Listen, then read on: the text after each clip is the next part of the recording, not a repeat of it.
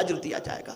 میں بتاؤں اس کو مثال کے طور پر، بہت سارے مسلمان یہ کہتے ہیں میں نماز پڑھتا ہوں مجھے روزی نہیں ملتی، معاذ اللہ، کم ملتی ہے، دینداری اختیار کیا ہوا ہوں پھر بھی مجھے جتنا ملنا چاہیے نہیں ملتا، شراب پینے والے کو، جوا کھیلنے والے کو، برائی کرنے والے کو زیادہ ملتا ہے۔ اور زیادہ تر آپ دیکھیں گے، اب جو میں بات عرض کرنے جا رہا ہوں غور سے سنیے گا، زیادہ تر آپ دیکھیں گے آدمی جتنا زیادہ دیندار ہوتا ہے اتنی ہی زیادہ پریشانی میں گرفتار ہوتا ہے۔ آقا کریم صلی اللہ علیہ وسلم کی بارگاہ میں ایک صحابی حاضر آئے اور عرض کیا یا رسول اللہ صلی اللہ تعالی علیہ وسلم میں آپ سے محبت کرتا ہوں۔ سرکار نے فرمایا کیا کہا تم نے؟ کہا حضور میں آپ سے بے پناہ محبت کرتا ہوں۔ پھر حضور نے فرمایا کیا کہا؟ کہا حضور میں آپ سے بے پناہ محبت کرتا ہوں۔ تو سرکار نے فرمایا پھر مفلسی کے استقبال کے لیے تیار رہو۔ یہ حضور نے فرمایا۔ اور جتنے بھی آپ دیندار دیکھیں گے اولیاء ہوں، اور سب سے زیادہ دین تو انبیاء کی زندگی سے چھلکتا ہے، لیکن خدا کی قسم سب سے زیادہ آزمائش اور ابتلا کے اندر اگر کوئی رہا ہے تو وہ انبیاء کی جماعت رہی ہے، انبیاء کی جماعت رہی ہے۔ جس مولا علی کرم اللہ تعالی وجہہ الکریم کے نام سے ہم اپنی مشکلوں کو دور کرتے ہیں اور کہتے ہیں مولا علی مشکل کشا، لیکن آپ اگر صحابہ کی زندگی کا مطالعہ کریں تو صحابہ میں سب سے زیادہ مشکل میں مولا علی ہی تھے، جن کے نام سے مشکلیں ٹلتی ہیں وہ سب سے زیادہ۔ لیکن کوئی یہ نہ سمجھے کہ دیندار پر اگر کوئی مصیبت آتی ہے تو اس کے گناہ کی وجہ سے، یہ اولیاء کی بات کر رہا ہوں، نہیں، اس لیے کہ قرآن نے کہا تم کو تمہارا اجر مکمل دیا جائے گا۔ اب ان کی شان محدثین فرماتے ہیں، مفسرین فرماتے ہیں کہ جنت میں ایک درخت ہے جس کا نام ہے شجرۃ البلوا۔ اس درخت کے نیچے جو دنیا میں دیندار تھے اور مصیبت میں گرفتار تھے ان کو وہاں پر رکھا جائے گا، اور ان پر انعام و اکرام کی بارشیں ہو رہی ہوں گی، اللہ کی نعمتوں کی بارشیں ہو رہی ہوں گی۔ جب پوچھا جائے گا کہ ان کی کون سی نیکیاں ایسی ہیں جس وجہ سے ان پر اتنا انعام و اکرام ہو رہا ہے، تو جواب ملے گا یہ وہ بندے ہیں جو دنیا میں مصیبت میں گرفتار تھے اور اس مصیبت پر وہ شور مچانے کی بجائے ہمارے فیصلے پر راضی تھے اور صبر کہتے تھے، آج ان کا مکمل اجر ان کو دیا جا رہا ہے۔ اسی لیے قرآن نے صبر ہی کا اجر بتایا، اور جب صبر کا اجر بتایا تو لمیٹیڈ نہیں، انلیمیٹیڈ بتایا، اور کہا انما یوفی الصابرون اجرہم بغیر حساب، کہ بے شک صبر کرنے والے کو بے حساب بدلہ ملے گا۔ تو قیامت اس لیے ہے تاکہ ہر ایک کو مکمل اجر دیا جائے، یہاں تک کہ اگر کسی کو راستہ بھی کسی نے دکھایا تو اس کا بھی اجر ضائع نہیں ہوگا، اس کا بھی اجر اللہ قیامت کے دن عطا فرمائے گا۔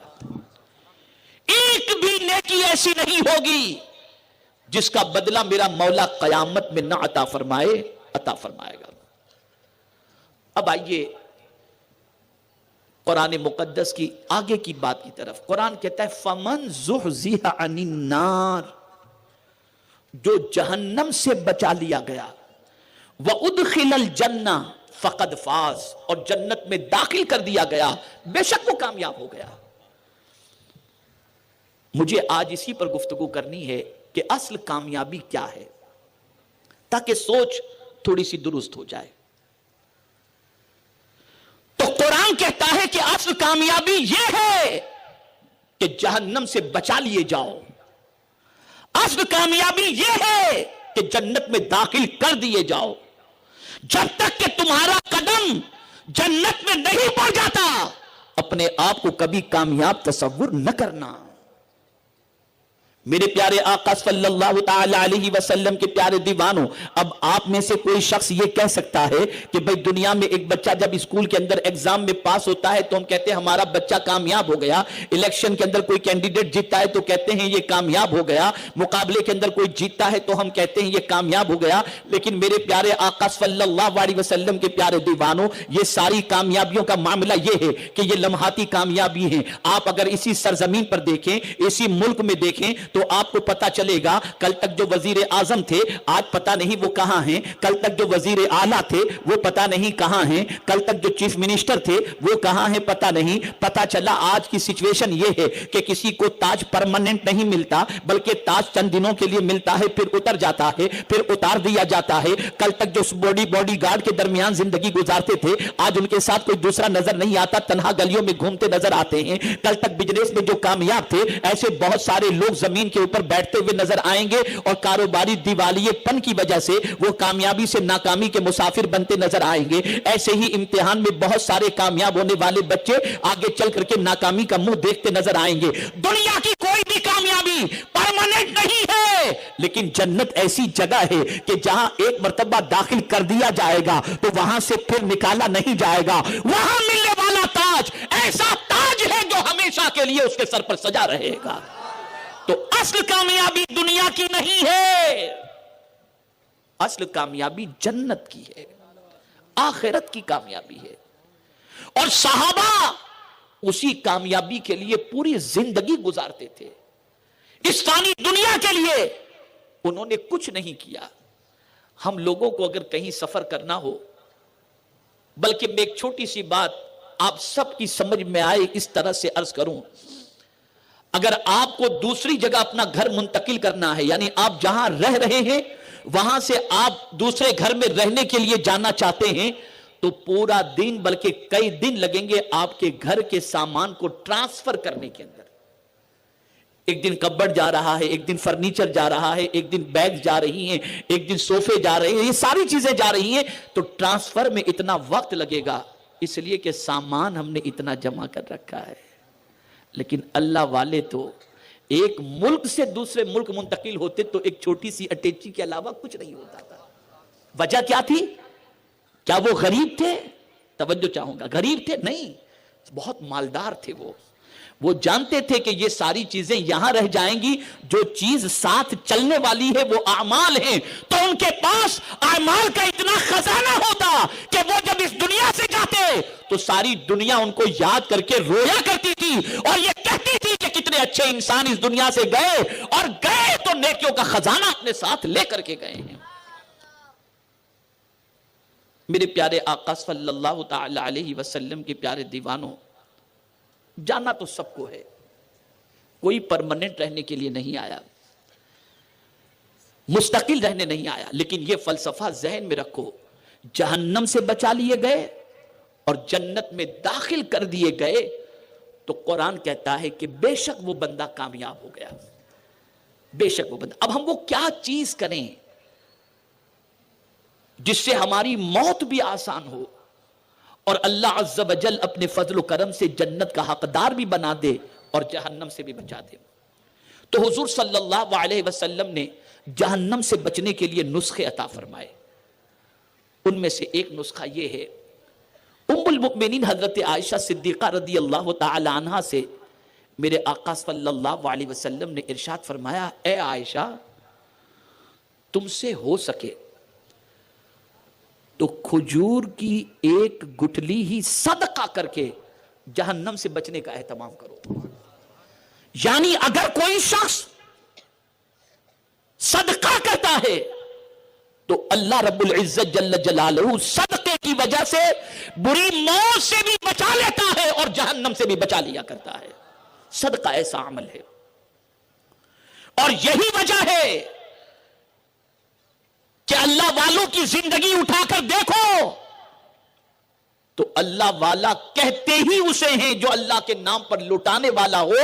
قرآن مقدس میں رب قدیر جل جلالہ نے فرمایا، ذالک الکتاب لا ریب فیہ ھدی للمتقین الذین یؤمنون بالغیب ویقیمون الصلاۃ ومما رزقناہم ینفقون. متقین وہ ہیں جن کو ہم نے روزی دی تو وہ ہمارے نام پر لٹاتے ہیں. یہ متقین ہیں، یہ اللہ والے ہیں.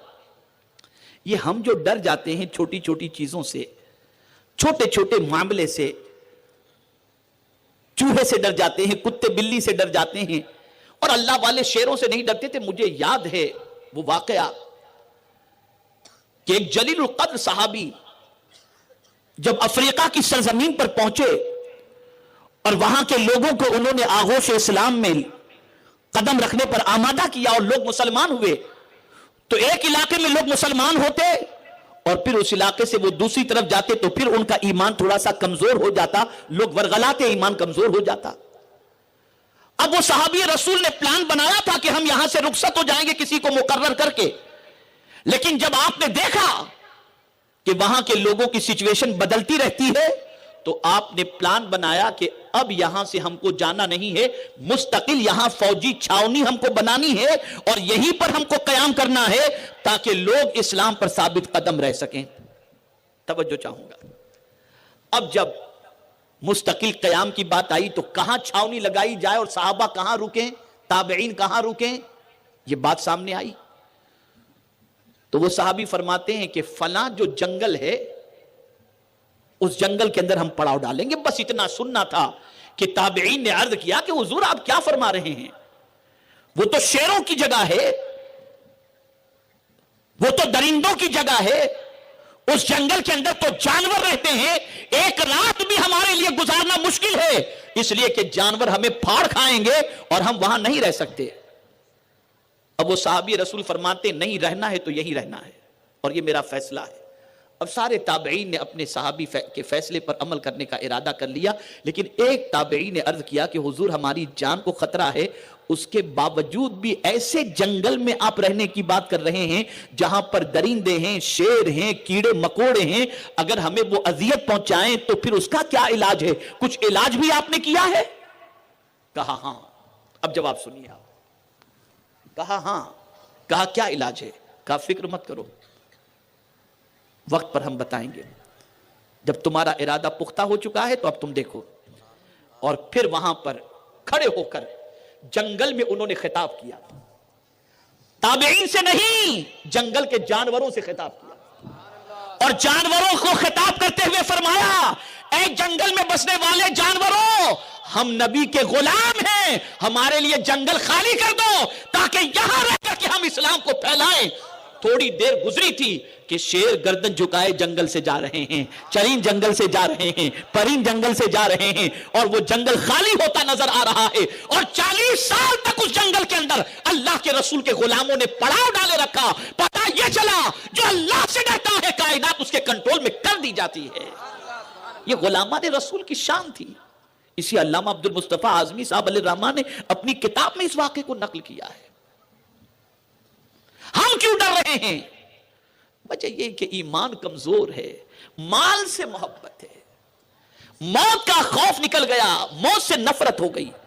اے رسول گرامی وقار صلی اللہ تعالی علیہ وسلم کے پیارے دیوانوں، رسول اعظم صلی اللہ تعالی علیہ وسلم نے بڑی پیاری بات ارشاد فرمائی، اور یہ بات اچھی طریقے سے ذہن میں رکھیں۔ بہت سارے مسلمان نا امیدی کے شکار ہوتے ہیں، بہت سارے مسلمان افسردگی کے شکار ہوتے ہیں، بہت سارے مسلمان اللہ سے بدگمان ہوتے ہیں اور یہ سوچتے ہیں کہ پتہ نہیں مرنے کے بعد ہمارے ساتھ کیا سلوک ہو، پتہ نہیں اللہ عز و جل ہمارے ساتھ کیا فیصلہ فرمائے۔ تو یاد رکھیں میرے پیارے آقا صلی اللہ تعالی علیہ وسلم کے پیارے دیوانوں، اللہ عز و جل کی بارگاہ میں سچی توبہ کی عادت اپنائیں، اللہ کی بارگاہ میں گناہوں سے معافی مانگا کریں، اور یاد رکھو میرے پیارے آقا صلی اللہ تعالی علیہ وسلم کے پیارے دیوانوں، اللہ سے اچھی امید رکھیں۔ ہم اور آپ اللہ کے بندے ہیں، اللہ اپنے بندوں سے محبت فرماتا ہے۔ اللہ اکبر، طبرانی میں موجود ہے، حضرت معاذ بن جبل رضی اللہ تعالی عنہ سے رسول اعظم صلی اللہ علیہ وسلم نے فرمایا اے معاذ اگر تم چاہو تو میں بتاؤں؟